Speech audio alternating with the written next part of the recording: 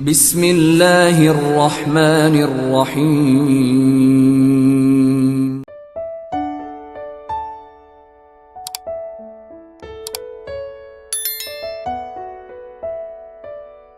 Bismillah, assalamualaikum warahmatullahi wabarakatuh. Ashhadu an la ilaha illallah wa ashhadu anna muhammadar rasulullah, amma ba'd. Alhamdulillahi rabbil alamin. Segala puji bagi Allah subhanahu wa ta'ala, Tuhan yang maha pengampun dan maha penyayang, yang senantiasa memberikan kita kesempatan untuk bertaubat dan memperbaiki diri.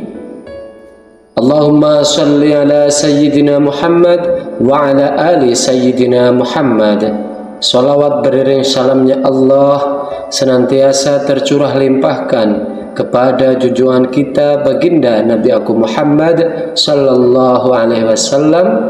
Mudah-mudahan kita kelak memperoleh syafaat dan pertolongannya di yaumil akhir. Amin ya Allah ya rabbal alamin. Sahabatku yang dirahmati Allah subhanahu wa ta'ala, istighfar atau memohon ampunan kepada Allah adalah salah satu amalan yang sangat dianjurkan dalam Islam.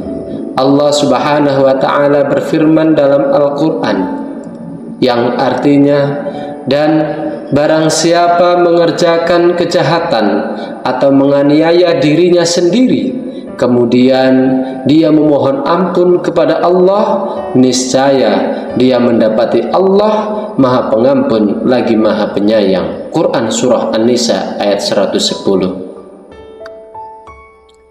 Namun tahukah kita bahwa ada 3 golongan, yaitu orang yang istighfarnya tidak diterima oleh Allah subhanahu wa ta'ala. Astaghfirullahaladzim. Semoga kita tidak termasuk di dalamnya. Dan marilah bersama kita mempelajari siapa saja orang-orang tersebut. Na'udzubillahi min dzalik. Yang pertama yaitu orang yang tidak meninggalkan dosa setelah beristighfar. Sahabatku rahimakumullah, golongan pertama yang istighfarnya tidak diterima oleh Allah subhanahu wa ta'ala adalah mereka yang tidak benar-benar meninggalkan dosa ataupun perbuatan-perbuatan maksiat yang telah ia lakukan setelah ia beristighfar atau mohon ampun kepada Allah subhanahu wa ta'ala. Rasulullah sallallahu alaihi wasallam bersabda, barang siapa yang beristighfar dengan lisannya sementara hatinya terus-menerus melakukan dosa, maka itu adalah istighfar yang main-main. Hadis riwayat Tirmizi. Istighfar yang diterima Allah adalah istighfar yang dilakukan dengan sungguh-sungguh, yang disertai dengan niat untuk meninggalkan dosa dan tidak mengulanginya lagi. Orang yang terus melakukan dosa setelah beristighfar, apalagi menganggap remeh dosa tersebut, seolah-olah sedang mempermainkan ampunan Allah subhanahu wa ta'ala. Na'udzubillah. Inilah sebab kenapa istighfar mereka ditolak oleh Allah subhanahu wa ta'ala. Kedua, yaitu orang yang memutuskan silaturrahim. Hadirin yang dirahmati Allah subhanahu wa ta'ala, golongan kedua orang yang istighfarnya ditolak oleh Allah, yaitu orang-orang yang gemar memutuskan tali silaturahim sesama manusia. Memutuskan hubungan silaturahim atau kekeluargaan ataupun persaudaraan adalah dosa besar dalam Islam. Allah subhanahu wa ta'ala sangat menganjurkan kita untuk menjaga silaturahim sebagaimana firman-Nya yang artinya, maka apakah kiranya jika kamu berkuasa, kamu akan membuat kerusakan di muka bumi dan memutuskan hubungan kekeluargaan.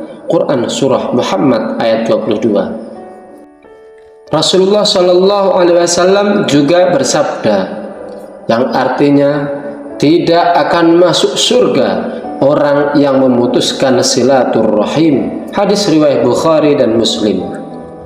Orang yang memutuskan silaturrahim akan mengalami berbagai kesulitan, termasuk ditolaknya istighfar dan doa-doanya.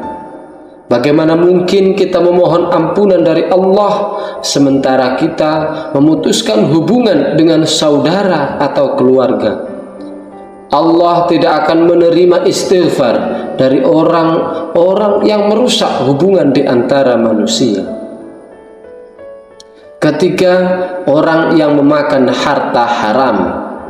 Golongan ketiga yang istighfarnya ditolak oleh Allah adalah orang yang memakan harta haram. Ini termasuk mereka yang memperoleh harta dengan cara yang tidak halal, seperti riba, mencuri, atau menipu.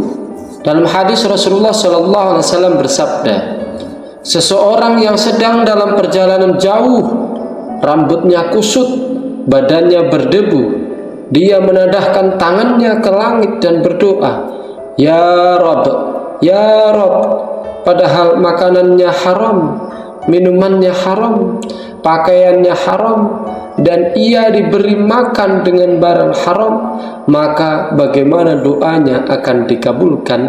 Hadis riwayat Muslim. Orang yang hidup dari harta yang tidak halal akan sulit mendapatkan ridho dari Allah Subhanahu wa Ta'ala.